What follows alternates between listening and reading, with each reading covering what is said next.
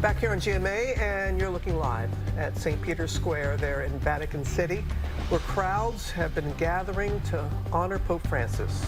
We saw him for the last time on the balcony over that square on Easter Sunday, as we know. And so let's go right back to Michael, who's there at the Vatican for us this morning. Michael? Hey, Robin. You know, as the church mourns the passing of Pope Francis, the process beginning to choose his successor. Well, all cardinals eligible to participate in the conclave will be summoned to Rome.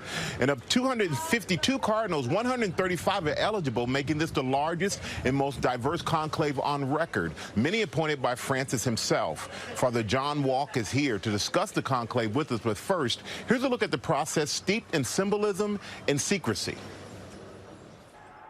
It's an ancient tradition shrouded in secrecy. With the world watching, thousands gather in St. Peter's Square waiting for that white smoke, heralding the election of a new pope. Extra omnis. Behind the closed doors of the Sistine Chapel, known as a conclave, the mysterious conference captivating Hollywood. We're about to choose the most famous man in the world. In the world.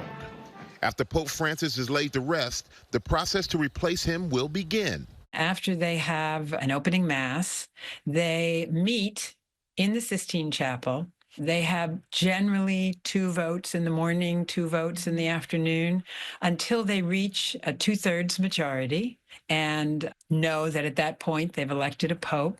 It could take days before that white smoke fills the sky over Vatican City, signaling a new head of the Catholic Church has been selected. 252 cardinals will descend upon Vatican City to vote. They must be under 80 years old. In this conclave, there will be 135 eligible cardinals. 108 of them were appointed by Pope Francis. He appointed the vast majority of this body of cardinal electors. That doesn't mean, however, that he has appointed people of a similar mindset. Habemus Papam. When a 2/3 majority is reached, the voting process will conclude. While there's no way to know who will eventually lead the church, some of the cardinals being considered. 70-year-old Cardinal Pietro Parolin from Italy, the Vatican's Secretary of State since 2013. 67-year-old Cardinal Luis Antonio Tagle from the Philippines, who has led the Missionary Evangelization Office and could become the first Asian pope. And 72-year-old Archbishop of Budapest, Peter Erdo, who twice served as head of the Council of European Episcopal Conferences. We're going to get another pope who is invested in the full panoply of Catholic teachings, but who might have particular emphases that he thinks are necessary because of the times we live in. Well, whoever the next pope will be will have a big impact. And joining me now is ABC News papal contributor, Father John Wauck. And Father Wauck, thank you so much for joining us. Great to be here on GMA. And we know the conclave, it's a very secretive process, but can you take us inside of it a little bit and tell us what the next days and nights are like for the cardinals involved? Well, I mean, the conclave is secret in the sense that it's taking place behind closed doors, but it's a little different from most things that are secret, whereas your usual secrets are things you want to hide from people. That's not really what this is about. This is about keeping the cardinals away from external influences. It's not that they're doing anything particularly secret. In fact, what they do is known in general to the whole world. The rules for the conclave are public rules. It's just we're not on the inside, and they're being kept away from the outside. That's a different type of secrecy that's being lived to protect them, essentially, so that they can focus on their work without being influenced by considerations that are not the influences of the Holy Spirit. And of the 135 cardinals we said that are eligible to participate, this is the most diverse group that there's been on record. But what dynamics are you looking for? Could it be conservative versus liberals? What are the dynamics there? I don't think that the division between conservatives and liberals is necessarily the most important consideration, and partly because those words mean different things to different people, especially in different parts of the world. what is a liberal in Africa is not a liberal in Asia or Latin America or Europe or the United States, and what it means to be conservative depends where you are. So we're going to see different kind of categories at play here. Some of it has to do simply with how you run the church, the style of governance.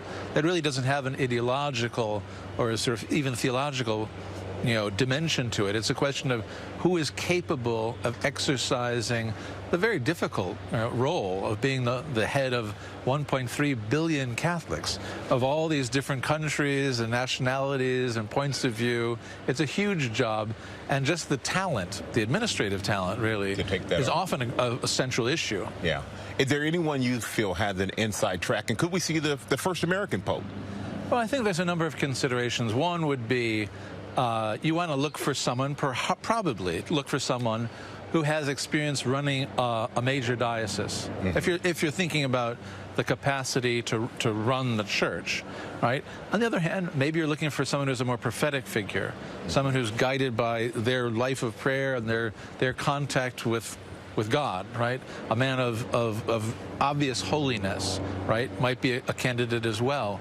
So those are parts of the decision-making process that the cardinals and the congregations are going to be talking about, and that's a huge part of their day and their night during this period is going to be getting to know each other, because many of them don't know each other yet. They haven't come to Rome together before. This is an opportunity to get to know their different points of view and also the personalities. Each one of them, in theory, is a possible pope. And they have to be evaluated by their peers, and that's going to be going on during the congregations. And that could take quite a while to do. But many of the cardinals participating, they were all named by Pope Francis. So exactly. What do you think his greatest legacy will be? I don't know. Well, obviously, the College of Cardinals is the legacy of any pope, right? If they have time, if it's a papacy that lasts long enough, the College of Cardinals will have been shaped by them. They're shaping the people who will choose their successor, right? And you would think that means that they're shaping their successor, but in practice, it doesn't work that way. We've seen great surprises. I mean, John Paul II was the first non-Italian pope in 500 years. No one was expecting that, right? Yeah. And Pope Francis was not expected to be elected either. People said, oh, he's too old. He missed his chance the time before. And yet, the very cardinals who had been named, not by Pope Francis, but by Benedict and John Paul II, elected Francis. So all bets are off. Once they're in the conclave, who knows what's going to happen? Yeah. So you don't know what's going to happen, but we appreciate you giving us a little insight into it. Take care. Father Wauck, thank you Pleasure. so much. We appreciate that.